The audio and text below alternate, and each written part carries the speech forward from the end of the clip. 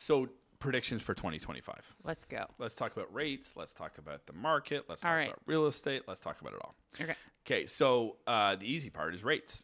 Yeah, Rates will go down in 2025. they will. But don't be fooled. Just because you hear Bank Canada has dropped doesn't mean the 5-year fix is dropped. That's right. The 5-year fix has been, and the 3-year fix have been ahead of the curve on the Bank of Canada cuts. Right. So for the last 2 months, we've been delivering good news to our clients. Exactly. First-time homebuyers, 3.89%. It's great, right? Yep. But I would say in the last few weeks, Yes, it's gone things up. have stalled out and they're going up. But we'll get back to that point probably in the spring. Of course. Now, you made an interesting point about variable and adjustable rates. Right. 2023, nobody wanted those. No. Right? But 2025, they're going to start looking very attractive. Yeah. So interestingly, you said if you were getting a mortgage rate now, Yep. you'd take that as a product. I would, and I've never taken a variable rate in my life. So tell people why. I would take it now because I don't think there's a lot of risk. We know that the variable is coming down. Yeah. We know that the Bank of Canada is going to continue dropping Yep. the Canadian rates. Yeah. The only reason I would take a variable right now would be because I don't believe our 5-year fixed and 3-year fixed is going to come down as fast as the variable because most of the data is dependent on the US and their numbers, which really pains me to say, but our bond market is dictated by the American economy. Yeah. So if you are thinking that the American economy is going to tank, then take your 5-year fixed or wait for a lower 5-year fix. Yeah. I don't know that I'm a believer in that. I believe that the economy in the U.S. is very strong, and I think it's only going to get stronger, which will mean that the Canadian economy is going to suffer because of it, because our rates are dictated by the U.S. Totally. And again, it pains me to say that. No, I get it though. So for the last 3, 4, 6 months, we've been between a 3-year fix and a 5-year fix for everybody that needs a mortgage, basically. Yeah. That's going to change in 2025, like you just said. It will. The interesting thing is some people just don't want to deal with it. Some people don't want to watch it, right? And there are those people out there. But you know what? Historically, just so everyone understands, and I realize there was a lot of pain felt in 2022, 2023 when the rates were on their way up. Yeah.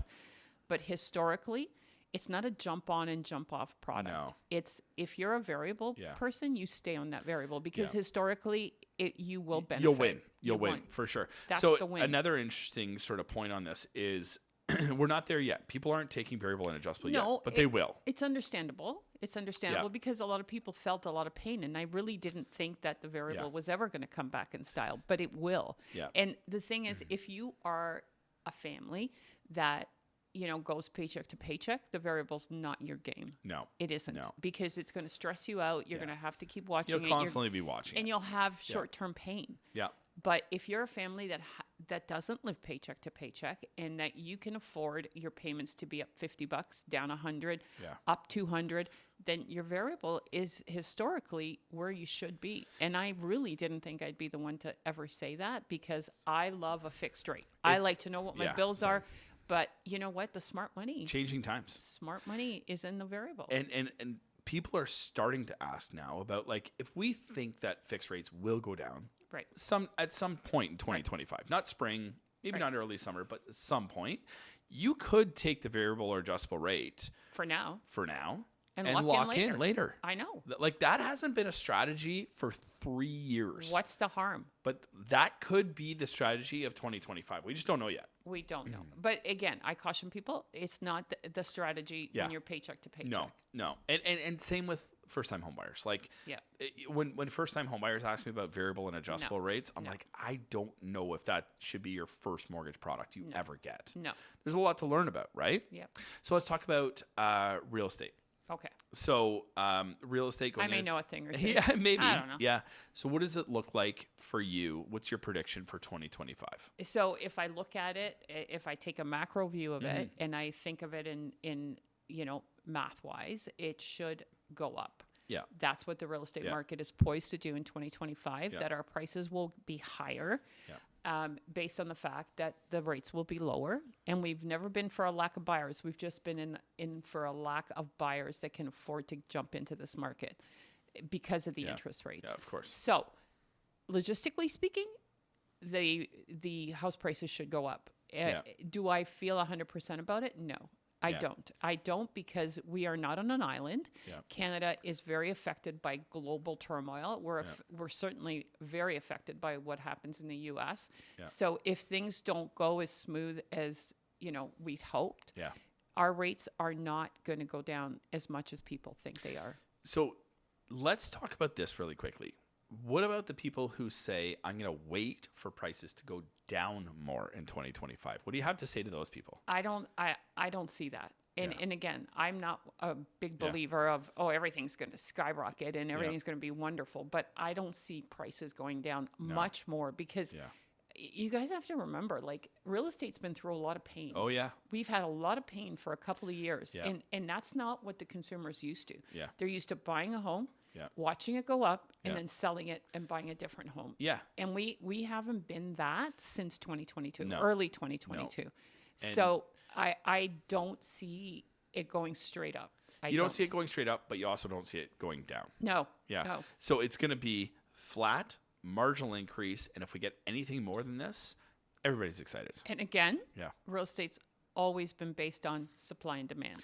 So if we see a lot of supply hitting this spring, and it could happen, and the reason it could happen is that a lot of people have tried to sell their homes in the last year and a half and haven't been able to because they couldn't financially afford to. Yeah. They couldn't take the offers they were being handed. Yeah. We didn't have buyers for that specific property. So if all those sellers come to market in the spring when things are looking better, we're going to have a lot more homes to sell. We will, for sure. And that will drive prices down, not up. Exactly. Or at least keep them where they are. But then, if rates come down, right. People can afford a higher price home. And smart money buys the home. Yep. And if it changes that, if it eats some of that inventory up, it could change that equation pretty quickly. 100%. Yeah. And, it's funny because I ran into a client and they said, actually, it was my friend and a client.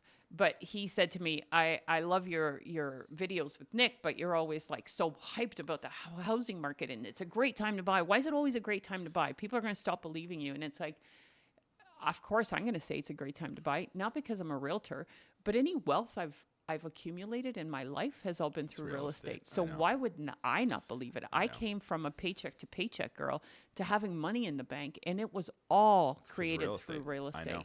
So, I mean, I don't know why I wouldn't be, and it has nothing to do with what I do for a living. Yeah. It's just I saw it. I live it. I live it. So, I'm all for real estate. If you can afford to get in this market, get in this market. Don't even ask a question. Yeah. So lastly, what are people buying right now? What should they be buying right now? Right now, people are buying what they can afford.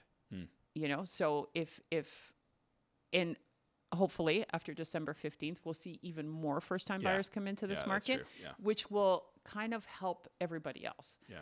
Because once the first-time buyers buy, then everybody else can move up that Everybody ladder. can move down the conveyor belt, right? Yeah.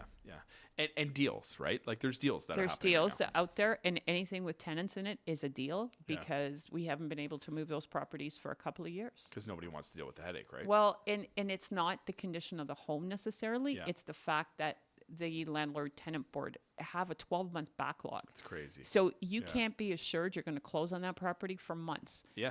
But if you're a first-time buyer and you have the benefit of waiting, you're still in a rental or your mom and dad's, that's the way to play it. And you're going to capture this purchase price today. Correct. And likely rates are going to go down in the meantime as well. 100%. The house will just get more affordable. More affordable.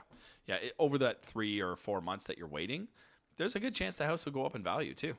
Get a better deal on the rate. Yep. And you probably won't see these prices again. I agree. For a while. Yeah, I agree. Yeah. So overall, 2025, there's a very good chance that rates are going to go down. It's almost a sure thing, really. Yeah, 100%. There's a very good chance that house prices will go up. Yep. And there's also a very good chance, this is probably the most important part, there's a very good chance that you can get a great rate on your mortgage before house prices go up too. Yeah. Like right now. Like December to March. Yep. before the real wars start with the banks, because once the banks get on board and they keep dropping their prices and fighting each other for market share, prices will probably go up because, again, supply and demand. If we don't have the supply, more buyers come into the system. This is what I love about the start of 2025, right? Low rates, probably low prices, prices that aren't going to go down, probably almost surely going to go up.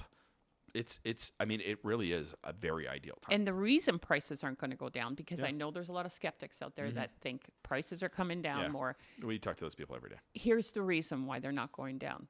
The only problem we didn't solve during all this mess that was created since 2022 is we didn't solve the supply issue. If anything, we made it worse because we made builders not be able to borrow money and they froze in their tracks. So you have a market that was undersupplied. You have a market that builders have put their hands in their pocket and saying, I'm waiting this out. I'm just going to wait. Because they can't afford to build. They can't afford to borrow the kind of money they cost to build. So that's why prices won't go down. Builders, the construction industry, they borrow from commercial banks at a prime plus interest rate. Exactly. Prime was over 7%. Yeah, builders if you're were not borrowing building money at prime plus 2, which, during the pandemic was like 4.5%. Well, now, up until the cuts, it was 9.25%.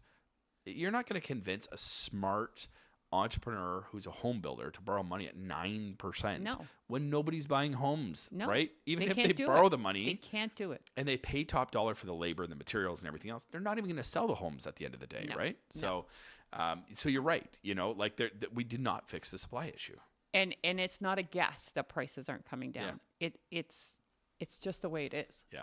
I mean, there's just the supply was never dealt with, and it's going to rear its ugly head again. We just don't know when. So overall, 2025, it's looking promising. It is. And for us in real estate, we've had a couple of very lean years and really hard years, and it doesn't so much have to do with what we were bringing in, because we were still selling homes. We just weren't selling that many more homes. But looking at your seller and delivering bad news after bad news week after week is torturous on your soul. Well, and the thing is, like, the people that are buying and selling homes typically was out of need. Now, sometimes it's they couldn't afford it and they needed to downsize or right size. They changed jobs, they had matrimonial breakdown or whatever. Right. But what about the people that just like to move, want to change, different neighborhood? Those people didn't buy it for the last 3 years. No, way too much uncertainty. They're waiting to buy. But the problem is, again, we've had very difficult conversations for the last 2 years. Why haven't I had a showing for a month? Those were all real conversations. Those days, I'm hopeful, not hopeful, but I can pretty much guarantee are over. As things get more affordable, come December 15th, that's when it's going to start to change. December 15th is our date.